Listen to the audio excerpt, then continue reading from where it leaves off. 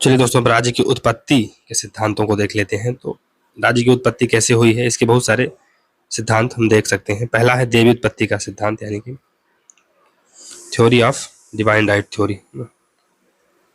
Divine right theory है ये राज्य की उत्पत्ति का, divine right theory of state.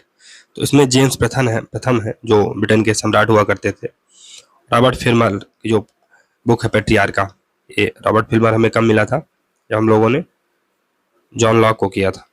John Locke को किया था और उनके बीच विवाद होता है। तो जॉन लॉक की जो पुस्तक थी और टू ट्रीटाइजेस ऑफ सिविल गवर्नमेंट, उसकी जो फर्स्ट ट्रीटाइजेस थी वो पेट्रियार्का को ही समर्पित थी, या रॉबर्ट फिल्मर का क्रिटिसिज्म ही था उसमें। फिर गीता व मनु, ये सब क्या मानते हैं कि जो राजा है उसका जो उत्पत्ति हुई है वो देवताओं से हुई है, देवताओं से हुई है।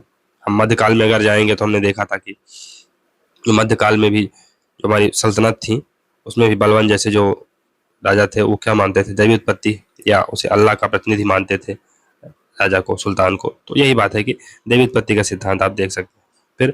फिर सदात्मकता सिद्धांत, ये हेनरी मैन का है कि एक कोई परम पिता रहा होगा और उसके माध्यम से राज्य का निर्माण हुआ है, ये हेनरी मैन ऐसा बोलते हैं। फिर मात सत्तात्मक सिद्धांत, ये कौन देता है, ये नित्शे, वाल्टेयर और डेविड ह्यूम जैसे थिंकर देते हैं। ये राज्य को एक जननी की तरह देखते हैं और वहीं से पूरी तरह से चीज़ों की उत्पत्ति हुई है, ऐसा इनका मानना है। फिर सामाजिक समझौता सिद्धांत में कौन आते हैं सोशल कॉन्ट्रैक्ट थ्योरी में, तो हॉब्स, लॉक, रूसो, इनके बारे में हमने पढ़ा था। हॉब्स का अलग सिद्धांत है, लॉक का अलग है, रूसो का अलग है। तो यही है कि सामाजिक समझौता सिद्धांत में हॉब्स, लॉक, रूसो आते हैं। विकासवादी या ऐतिहासिक सिद्धांत, इसमें गार्नर, मैक्सी, मैकाइवर और वाल्टर बेजहार्ट आते हैं। अब इसमें गार्नर क्या बोलता है इसको देख लेते हैं कि राज्य ना तो ईश्वर की सृष्टि है, ना यह उच्च कोटि के शारीरिक बल का परिणाम है, ना किसी समझौते से इसका निर्माण हुआ है, ना यह परिवारों का विस्तृत रूप है। परिवारों का विस्तृत रूप कौन बोलता है, अरस्तु बोलता है। ना ही कोई यांत्रिक निर्माण है, ये जो सोशल कॉन्ट्रैक्ट वाले बोलते हैं। अपितु यह तो ऐतिहासिक या क्रमिक विकास का परिणाम। ये हिस्टोरिकल और जो एवोल्यूशनरी डेवलपमेंट हुआ है, ये इसका परिणाम है। तो हमने देखा था कि पहले कबीला रहा करते थे, फिर धीरे धीरे बहुत सारे जो कबीला मिले, तो फिर गण बने। मतलब ये जो सिस्टम है वो धीरे धीरे ऊपर बढ़ता गया और ये ऐतिहासिक और क्रमिक विकास का परिणाम है कि आज हम लोग राज्य को देख सकते हैं। हालांकि राज्य को देख नहीं सकते हैं, राज्य एक इनविजुअल चीज होती है, हम उसके एलिमेंट्स को देख सकते हैं, राज्य को हम देख नहीं सकते। इसीलिए जब हम लोग नेशनलिज्म को पढ़ रहे थे तो क्या था कि ये एक इमेजिन्ड कम्युनिटी है, राष्ट्र या राज्य। वाल्टर बेजहार्ट ऐतिहासिक उत्पत्ति सिद्धांत का समर्थन करते हैं। ब्रिटिश पत्रकार है, राजनीतिक सिद्धांतकार है। इनके बुक का क्या नाम है, इंग्लिश कॉन्स्टिट्यूशन, ये 1865 में आती है, इंग्लिश कॉन्स्टिट्यूशन। और फिजिक्स एंड पॉलिटिक्स, ये 1868 में आती है, फिजिक्स एंड पॉलिटिक्स 1868 में आती है। ऐतिहासिक उत्पत्ति के चरण, तो पहला तो किनशिप बनी होगी, स्वजन समूह बने होंगे। हमने देखा था कि पहले कबीलाई समुदाय में लोग रहा करते थे। फिर संपत्ति का सृजन हुआ होगा, फिर बहुत सारे रीति रिवाज आए होंगे। उसके साथ साथ अब रीति रिवाज आए, अब एक जो मनुष्य होता है उसके अंदर प्रवृत्ति होती है शक्ति हासिल करने की, ज्यादा से ज्यादा, तो शक्ति का निर्माण हुआ होगा। और फिर नागरिकता आई होगी कि अब हम लोग इस राज्य के या इस कबीले के लोग हैं, वो दूसरे कबीले के लोग हैं। ये क्रूड फॉर्म में पहले ऐसे नागरिकता आई होगी, फिर धीरे धीरे नागरिकता का जो वर्तमान स्वरूप है वो हम देख सकते हैं। चार्ल्स टिल्ली के अनुसार आधुनिक राज्य के विकास की व्याख्या करने वाला केंद्रीय कारक उसकी युद्ध लड़ने की क्षमता है। तो आधुनिक अगर राज्य के विकास की हम क्षमता को देखें या उसकी व्याख्या करें तो उसका केंद्रीय कारक क्या है, सेंट्रल पॉइंट क्या है, उसकी युद्ध लड़ने की क्षमता। तो जो राज्य युद्ध लड़ सके और उसमें जीत हासिल कर सके वही आज हमें देखने को मिलते हैं। चार्ल्स टिल्ली ने कहा है कि युद्ध ने राज्य बनाया और राज्य ने युद्ध बनाया। तो युद्ध हुआ तो राज्य बन गया, और राज्य बना तो फिर युद्ध हुआ, दूसरे राज्यों पर आक्रमण स्टार्ट हुए, ज्यादा से ज्यादा संपत्ति है, ज्यादा से ज्यादा वेल्थ और जमीन अपने हिस्से में करने के लिए। War made the state and state made the war. Michael Mann ने राज्य के उद्भव के लिए IEMP मॉडल दिया। इसमें वैचारिक यानी आइडियोलॉजिकल, फिर इकोनॉमिक, फिर मिलिट्री और पॉलिटिकल गठबंधन करने की राज्य की क्षमता पर बल दिया गया। किस प्रकार से आइडियोलॉजी हमने देखा है जब हम लोग नेशनलिज्म पढ़ रहे थे कि ये इमेजिन्ड कम्युनिटी है, तो आइडिया में पहले राज्य आया होगा, हमारे आइडिया में कि ये हमारी टेरिटरी है, भारत का राज्य इतना है। फिर इससे बहुत सारी आर्थिक क्रियाएं जुड़ी होंगी, हमारी आपस में संबंध बने होंगे आर्थिक रूप से। फिर अब इसको संबंधों को या आर्थिक जो हमारे लाभ हैं उनको बचाने के लिए सेनाओं का गठन हुआ होगा, और फिर जब सेनाएं गठित हो गई तो फिर एक सेनाओं को कंट्रोल करने के लिए एक पॉलिटिकल सिस्टम बना होगा कि भाई राजा कंट्रोल करेगा या कौन कंट्रोल करेगा। तो ये डेविड हेल्ड राज्य व्यवस्थाओं को 5 समूहों में विभाजित करते हैं। पहला, भेंट लेने वाले पारस्परिक साम्राज्य यानी ट्रेडिशनल ट्रिब्यूट टेकिंग एम्पायर्स थे। तो हम जब लोग उसमें पढ़ते हैं, जो वैदिक एरा का टाइम पढ़ते हैं, तो उसमें भी हम देखते हैं कि इस तरह के राज्य हुआ करते थे कि अगर कोई व्यक्ति राजा से मिलने जाता है तो एक ट्रिब्यूट देने जाया करता था, या भेंट लेने वाले पारस्परिक राज्य बने होंगे। फिर विभाजित प्राधिकार की व्यवस्था, जहाँ सामंती संबंध हो, तो सिस्टम ऑफ डिवाइडेड अथॉरिटी। तो ये मध्यकाल का टाइम है जहाँ पर डिवाइडेड अथॉरिटी थी, सामंत के पास भी शक्ति थी, चर्च के पास भी शक्ति थी, और राजाओं के पास भी शक्ति थी। फिर संपदा राज यानी पॉलिटी ऑफ स्टेट्स। तो ये स्टेट्स हैं, ये एक संपदा राज्य है, यानी कि ये आर्थिक तत्वों पर आधारित राज्य है। निरंकुश राज एब्सोल्यूटिस्ट स्टेट बने, तो जो हॉब्स जिसकी बात करता है ये, फिर वैसे स्टेट बने होंगे। फिर आधुनिक मॉडर्न नेशन स्टेट बने, तो हमने देखा है कि मॉडर्न नेशन स्टेट है ये अभी हाल ही की प्रक्रिया है। जब 1648 में वेस्टफेलिया की संधि होती है, उसके बाद ही मॉडर्न नेशन जो स्टेट्स हैं उनका कॉन्सेप्ट उभर कर आता है, राष्ट्रवाद उभर कर आता है। डेविड हेल्ट ने आधुनिक राज्य के 4 प्रकारों की विवेचना की है। पहला, तो इनकी बुक है, पहला है मतलब इनकी बुक का क्या नाम है, the development of modern state. Development of modern state 1992 में बुक आती है। तो इन्होंने 4 प्रकार के राज्यों की व्याख्या की है। पहला, संवैधानिक राज्य या कॉन्स्टिट्यूशनल राज्य, जहाँ पर कॉन्स्टिट्यूशनल स्टेट्स, जहाँ पर कॉन्स्टिट्यूशनलिज्म प्रिवेल करता है, जहाँ पर रूल ऑफ लॉ प्रिवेल करता है, जहाँ पर लिमिटेड गवर्नमेंट होती है। राज्य पर प्रक्रियात्मक अथवा सत्तावाचक सब्सटेंटिव अवरोध लगाए जा सकते हैं। वही बात है कि राज्य लिमिटेड होगा, राज्य निरंकुश नहीं होगा, राज्य जनता अगर जो कहेगी वही मानेगा। फिर व्यक्ति सर्वाधिक स्वतंत्र है, यहाँ पर इंडिविजुअल को ज्यादा प्रायोरिटी दी जाती है, जो संवैधानिक राज्य होते हैं जैसे कि यूरोप हो गया, ब्रिटेन हो गया, अमेरिका। फिर नागरिक स्वयं हित के उत्तम निर्णय करता है, यहाँ पर तो नागरिकों को रीजनेबल पर्सन माना जाता है और उनके रीजन को ही सर्वश्रेष्ठ माना जाता है। फिर उदारवादी राज्य बने, तो ये राज्य से स्वतंत्र बाजार, तो यहाँ पर अब जो बाजार है उसको स्वतंत्र कर दिया गया है, अब राज्य उस पर कोई हस्तक्षेप नहीं करेगा। हमने देखा था कि मिनिमल स्टेट होगा जहाँ पर राज्य अब कोई हस्तक्षेप नहीं करेगा। फिर इसके बाद निजी क्षेत्र निर्माण पर आधारित, तो यहाँ पर अब प्राइवेट सेक्टर को ज़्यादा महत्वपूर्ण योगदान दिया जा रहा है और हस्तक्षेपकारी राज्य है ये नॉन इंटरफेरेंस वाला स्टेट है ये इंटरफेयर नहीं करेगा, मिनिमल रहेगा, केवल लॉ एंड ऑर्डर देखेगा। फिर उदार राज्य, तो उदार राज्य या प्रातिनिधिक राज्य रिप्रेजेंटेटिव स्टेट्स, तो यहाँ पर विधि का शासन होगा, चुनावी प्रक्रिया होगी। तो ये जिसकी व्याख्या कौन करता है, मिल करता है, ऑन मतलब उसकी जो पुस्तक है ऑन रिप्रेजेंटेटिव गवर्नमेंट उसकी है। यहाँ पर विधि का शासन होगा, चुनावी प्रक्रिया आधारित होगी। फिर एक दलीय राज्य, समुदाय की संपूर्ण इच्छाओं की विधि सम्मत अभिव्यक्ति का द्योतक है एक दलीय राज्य। तो एक दलीय राज्य कौन है, जैसे फॉर एग्जाम्पल चाइना है, रसिया है, तो ये एक दलीय राज्य कम्युनिस्ट टाइप की स्टेट है। राज्य की प्रकृति या विशेषताएं या विचारधाराएं, तो राज्य की प्रकृति या विचारधाराओं को हम उदारवादी विचारधारा से स्टेट को देख लेते हैं कि स्टेट कैसे है, स्टेट का क्या नेचर है। फिर समाजवादी क्या सोचते हैं स्टेट्स के बारे में, आदर्शवादी क्या सोचते हैं, अराजकतावादी क्या सोचते हैं, फांसीवादी तानाशाही क्या सोचते हैं, तानाशाही, और उपनिवेशवादी क्या सोचते हैं राज्य के बारे में, ये हम सब देखेंगे। तो उदारवादी राज्य के बारे में देखते हैं। तो इसके जो पिता हैं कौन है उदारवाद के, जॉन लॉक है। जॉन लॉक को हमने देखा था कि फादर ऑफ लिबरलिज्म है, फादर ऑफ लिबरलिज्म। तो उदारवादी अगर राज्य को देखा जाए तो इसमें हम लोग 3-4 इसमें पर्सपेक्टिव देख सकते हैं। कैसे, एक तो परंपरागत या नकारात्मक उदारवाद है। तो अब परंपरागत या नकारात्मक उदारवाद होगा तो ये राज्य के अहस्तक्षेप की बात करेगा, लेसर फेयर स्टेट की बात करेगा। राज्य इकोनॉमिक स्फीयर पर या अन्य स्फीयर पर ज़्यादा इंटरफेयर ना करे, केवल और केवल लॉ एंड ऑर्डर मेंटेन करे, बस लॉ एंड ऑर्डर मेंटेन करे। वह इसमें व्यक्तिवाद पर बल दिया जाता है, क्योंकि हर व्यक्ति अपने हितों का स्वयं के प्रति रिस्पॉन्सिबल होता है, रीजनेबल होता है, इसलिए व्यक्ति या इंडिविजुअल को इसमें ज़्यादा महत्वपूर्ण माना जाता है। इसका विकास 17वीं से 18वीं सदी के बीच में हुआ था। कहाँ हुआ था? यूरोप में हुआ। इसके समर्थकों में जॉन लॉक हैं, स्पेंसर हैं। स्पेंसर में हमने देखा था कि ये सोशल डार्विज्म का कॉन्सेप्ट देते हैं, सोशल डार्विज्म का कॉन्सेप्ट देते हैं। थॉमस पेन है, तो ये जो मोरल राइट्स हैं या उसके ये कॉन्सेप्ट देता है ये, और पेन। फिर एडम स्मिथ है, Adam Smith wealth of nation, आपने इसका बुक का नाम सुना होगा। फिर माल्थस और डेविड रिकार्डो। ये रात्रि प्रहरी राज यानी नाइट वॉचमैन स्टेट की बात करते हैं, नाइट वॉचमैन स्टेट की बात करते हैं।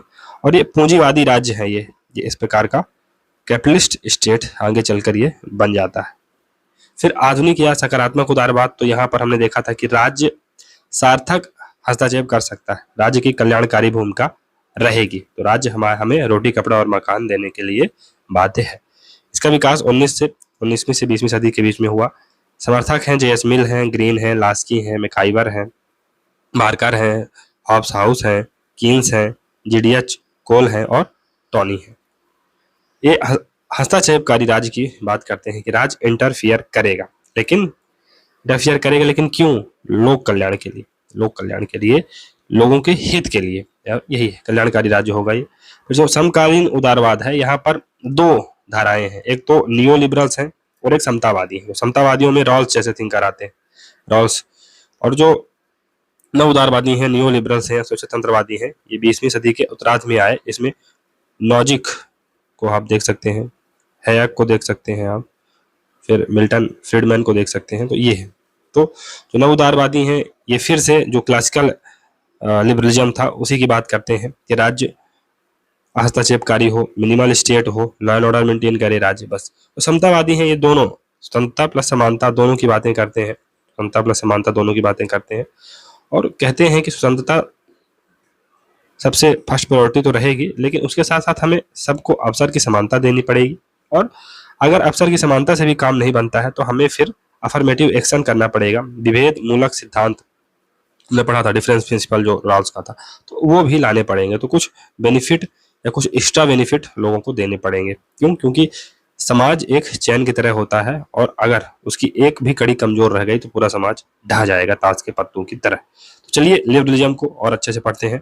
ये उदारवाद का विकास तो यूरोप में ही हुआ है, ये तो आप जानते ही हैं। फिर पुनर्जागरण, धर्म सुधार आंदोलन, वैज्ञानिक, देखिए सबसे पहले क्या रेनेसां आया, यूरोप में नए नए विचारों का आगमन हुआ, जो ग्रीक थिंकिंग थी उसका फिर से आगमन हुआ। तो क्या हुआ इससे कि धर्म सुधार आंदोलन आया। तो हमने देखा कैथोलिक्स की जगह अब प्रोटेस्टेंट जो धर्म है वो वहां पर उभर कर सामने आया। फिर वैज्ञानिक क्रांति हुई, तो हमने देखा है कि इंडस्ट्रियल रिवोल्यूशन हुआ है यूरोप में, इंग्लैंड में तो बहुत ज्यादा हुआ था। फिर वैज्ञानिक क्रांति ने औद्योगिक क्रांति को बढ़ावा दिया तथा इससे क्या हुआ कि वाणिज्यवाद आया, मर्केंटलिज्म आया।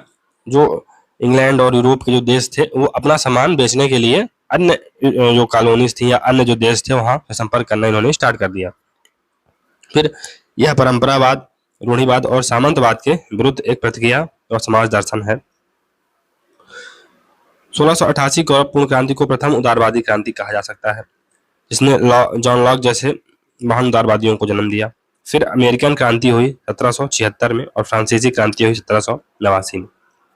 ने ये जो परंपरा थी उदारवाद की उसको आगे बढ़ाने का काम किया। लिबरलिज्म शब्द की उत्पत्ति लैटिन भाषा के शब्द लिबर से हुई है, जिसका तात्पर्य है स्वतंत्रता या आजादी। ये वो वाली आजादी नहीं जो जेएनयू वाले मांगते हैं, ये दूसरी वाली आजादी। उदारवाद के 3 पक्ष हैं। पहला सामाजिक पक्ष, इसमें सामाजिक पक्ष में क्या आएगा? अंतःकरण व आस्था की स्वतंत्रता है, अंतःकरण व आस्था की स्वतंत्रता है इसमें। फिर धार्मिक सहिष्णुता व सर्वधर्म संभाव की ये काइंड ऑफ इसमें आता है सामाजिक पक्ष में। फिर धार्मिक रूढ़ियों से मुक्ति का समर्थन इसमें किया जाता है कि हम अब सती प्रथा जैसी चीजों को एक्सेप्ट नहीं करेंगे।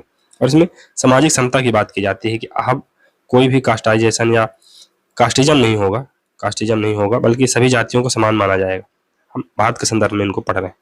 आर्थिक पक्ष में खुला बाजार होगा, कोई भी व्यक्ति पूंजीपति बन सकता है, कोई भी व्यक्ति उद्यमी बन सकता है, किसी प्रकार से किसी के साथ भेदभाव नहीं होगा। पूर्ण प्रतियोगिता होगी, खुला कंपटीशन होगा, जाओ जो आपको चाहिए लेके चले जाओ। मुक्त व्यापार होगा हस्तक्षेप होगा, राज्य टांग नहीं अड़ाएगा। पूंजीवाद का समर्थन किया गया है इसमें, और मनुष्य की विवेकशीलता पर बल दिया गया है कि मनुष्य चूंकि एक रीजनेबल पर्सन है, इसलिए मनुष्य को प्राइवेसी या उसकी विवेकशीलता पर हमें फोकस करना चाहिए, और मनुष्य को ही इसमें या इंडिविजुअल को या ह्यूमन को सेंटर पर रखा गया था। राजनीतिक पक्ष तो प्रजातंत्र व प्रतिनिधात्मक शासन होगा, यानी कि डेमोक्रेसी होगी, और डेमोक्रेसी में भी मिल तक आते आते हमने देख लिया था कि डायरेक्ट डेमोक्रेसी तो संभव है नहीं, क्योंकि आज का जो समाज है वो इतना जटिल है कि हम डायरेक्ट डेमोक्रेसी ला नहीं सकते। तो इसलिए हमें रिप्रेजेंटेटिव गवर्नमेंट की जरूरत पड़ी। फिर सीमित सरकार का समर्थन है, गवर्नमेंट लिमिटेड रहे। फिर राज्य एक आवश्यक बुराई है, इसमें एक कहा गया कि state is an necessary evil. निष्कर्ष क्या है? हॉब्स हाउस कहते हैं कि व्यक्ति की स्वतंत्रता व गरिमा उदारवाद की आत्मा है। तो एक व्यक्ति की इंडिविजुअलिटी, उसकी स्वतंत्रता, उसकी गरिमा, उसकी डिग्निटी, ये उदारवाद की आत्मा है। तो परंपरागत उदारवाद है, इसे नकारात्मक उदारवाद भी कहते हैं। यह व्यक्ति की आबाद स्वतंत्रता, रात प्रहरी राज व आर्थिक क्षेत्र में लेसा फेयर हस्तक्षेप का समर्थन करता है। यह वैज्ञानिक डार्विनवाद यानी स्पेंसर का सामाजिक क्षेत्र में का समर्थन करता है कि जो लोग या जो समाज ज्यादा कुशल होगा वही आगे बढ़ेगा। स्पेंसर, कानून एक पाप है और कानून बनाने वाले पापी। कानून एक पाप है और कानून बनाने वाले पापी। स्पेंसर ने योग्यतम की उत्तरजीविता, सर्वाइवल ऑफ द फिटेस्ट की बात की है, और राज्य को सीमित दायित्व वाली कंपनी कहा है, लिमिटेड स्टॉक प्रोटेक्शन कंपनी कहा। फ्रीडमैन क्या बोलता है या फ्री मैन क्या बोलता है कि वही राज्य सबसे अच्छा है जिसका शासन सबसे कम है। तो the state which is least govern is the best state, मतलब जो राज्य इसका शासन सबसे कम है वही सबसे अच्छा है। परंपरागत उदारवाद समानता की बजाय स्वतंत्रता पर बल देता है। ये स्वतंत्रता, मनुष्य की स्वतंत्रता, निजता, इस पर बल देता है तथा स्वतंत्रता, समानता, न्याय व अधिकारों के औपचारिक स्वरूप का समर्थन करता है। फॉर्मल इक्वलिटी की बात या फॉर्मल जस्टिस की बात ये करेंगे, तो ये प्रक्रियात्मक न्याय की बात करेंगे कि प्रोसेस सबके लिए सही कर दो। अब प्रोसेस सही है तो जिसकी क्षमता होगी, जिसकी जैसी योग्यता होगी, वो अपने हिसाब से पद, सम्मान और लाभ प्राप्त कर लेगा। ठीक है। आर्थिक व सामाजिक स्वतंत्रता की बात नहीं करता है। आर्थिक या सामाजिक स्वतंत्रता की बात इन द सेंस कि अगर आप आर्थिक रूप से कमजोर हैं तो आपको राज्य रोटी कपड़ा मकान दे, या आप सामाजिक रूप से कमजोर हैं तो आप अफर्मेटिव एक्शन के दायरे में आए, ये सब चीजें नहीं करता है ये। या अणुवादी समाज यानी एटोमिस्टिक सोसाइटी की संकल्पना की बात करता है कि एक व्यक्ति जो एक एटम की तरह होता है तो हमें एटम को ज्यादा महत्वपूर्ण मानना चाहिए। अणुवाद व्यक्तिवाद पर आधारित समाज होता है। उपयोगितावाद, इसमें बेंथम और जेएस मिल जैसे थिंकर आते हैं। हालांकि यह लॉक वाले प्राकृतिक अधिकारों की हंसी उड़ाता है, पर है यह उदारवादी व्यक्तिवादी दृष्टिकोण का ही एक रूप। तो लॉक की जो नेचुरल राइट्स हमने देखा था कि जो बेंथम था वो इन्हें नॉनसेंस बोलता था, नॉनसेंस अपॉन स्टेट बोलता था, एनार्किकल फैलेसीज बोलता था, कोरी कल्पनाएं बोलता था, लेकिन फिर भी है तो ये व्यक्तिवादी दृष्टिकोण ही, उदारवादी व्यक्तिवादी दृष्टिकोण ही इनका है। अब नेक्स्ट है स्वच्छतंत्रवाद, तो ये लिबर्टेनिज्म है। इसे नव उदारवाद, न्यू लिबरलिज्म या न्यू राइट्स भी कहा जाता है, न्यू राइट्स भी कहा जाता है। तो यह नकारात्मक उदारवाद का ही समकालीन रूप है जो समानता की बजाय स्वतंत्रता पर बल देता है। तो यह फिर है कि मुक्त आर्थिक क्षेत्र व राज्य के समाज कल्याणकारी कार्यों से हाथ वापस खींचने, rolling back of the state जैसे विचारों को इंग्लैंड में 80 दशक में मार्गरेट थैचर व उसे के जो राष्ट्रपति थे रोनाल्ड रीगन ने समर्थन दिया था। इसी से भूमंडलीकरण, उदारवादी वाणिज्यीकरण का युग प्रारंभ होता है और वैश्विक अर्थव्यवस्था में WTO जैसे संरचनाएं उभर कर सामने आती हैं। तो न्यू लिबर्टेरियंस है ये। न्यू राइट्स इन्हें क्यों कहा जाता है? क्योंकि ये सामाजिक क्षेत्र में तो परिवर्तन का विरोध करते हैं कि सामाजिक क्षेत्र में ये रूढ़िवादी हैं, रूढ़िवादी इन द सेंस की कंजर्वेटिव हैं, ये कोई किसी प्रकार के परिवर्तन का समर्थन नहीं करते। लेकिन आर्थिक क्षेत्र में ये एक मिनिमल और खुले प्रतियोगिता की बात करते हैं, जबकि सामाजिक क्षेत्र में ऐसी ये बातें नहीं करते। आधुनिक उदारवाद ये सकारात्मक उदारवाद है। तो 1860 के दशक के बाद सकारात्मक उदारवाद का उदय हुआ। यह राज प्रहरी राज्य की बजाय कल्याणकारी राज्य का समर्थन करता है, यानी वेलफेयर स्टेट की बात करिए करता। तो इसके उदय में मार्क्स की लाल क्रांति का भय था। क्यों? क्योंकि समझ में आ रहा था ना कि अगर मार्क्स ने मजदूरों को इकट्ठा कर लिया तो क्रांति हो जाएगी, तो जो कुछ भी हमारी सत्ता है वो भी वापस चली जाएगी। फिर 1917 की रूस की क्रांति हुई थी, जो जे.एस. मिल के राज्य के सकारात्मक हस्तक्षेप के विचार, जो जे.एस. मिल ने पर विषयक और 100 विषयक चीजें बताई थी, उससे बात है। ग्रीन द्वारा 3 सामाजिक बुराइयों अज्ञानता, नशाखोरी और निर्धनता के उन्मूलन हेतु राज्य की सकारात्मक कार्यवाही, केंद्र के कल्याणकारी आर्थिक दर्शन व बेब्रिज रिपोर्ट जो कि 1942 में आई थी, ने महत्वपूर्ण भूमिका निभाई थी इसमें। फिर ग्रीन क्या कहता है कि राज्य बाधाओं को बाधित करता है। स्टेट हिंडर द हिंडरेंसेस, जो बाधाएं आती हैं एक व्यक्ति के जीवन में जिससे वो प्रगति नहीं कर पाता है, जो कुछ वो करना चाहता है नहीं कर पाता है, राज्य उन बाधाओं को दूर कर देता है, चाहे वो रोटी कपड़ा मकान हो, चाहे घर हो, चाहे स्वास्थ्य हो, कुछ भी हो। राज्य का आधार इच्छा है, ना कि शक्ति।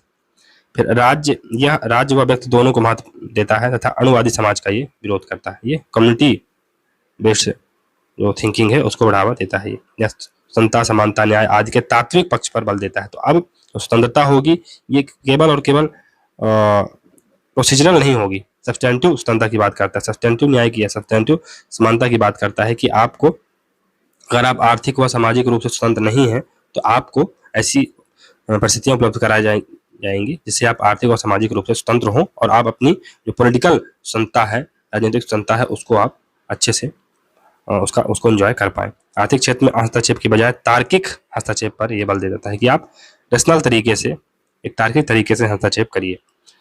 इसे केन्सवाद भी कहा जाता है। आर्थिक क्षेत्र में केन्स द्वारा इसका समर्थन है कि अब राज्य आगे आएगा और लोगों को नौकरियां देगा, जिससे कि अर्थव्यवस्था है वो फिर से पटरी पर आएगी। कल्याणकारी राज शब्द का सर्वप्रथम उपयोग आर्क बिशप टेम्पल ने अपनी कृत सिटीजन एंड चर्चमैन में किया था। मैकाइवर इनकी पुस्तक है। मॉडर्न स्टेट भी कल्याणकारी राज का समर्थक है। 1942 में आई बेब्रिज रिपोर्ट की सिफारिशों को सेकंडवाद के बाद आई क्लीमेंट इटली की सरकार ने लागू किया। अतः ब्रिटेन को कल्याणकारी राज्य का घर कहा जाता है, award of welfare state. England में इसका मुख्य जो समर्थन है लास्की है। कनाडा में मैकाइवर है।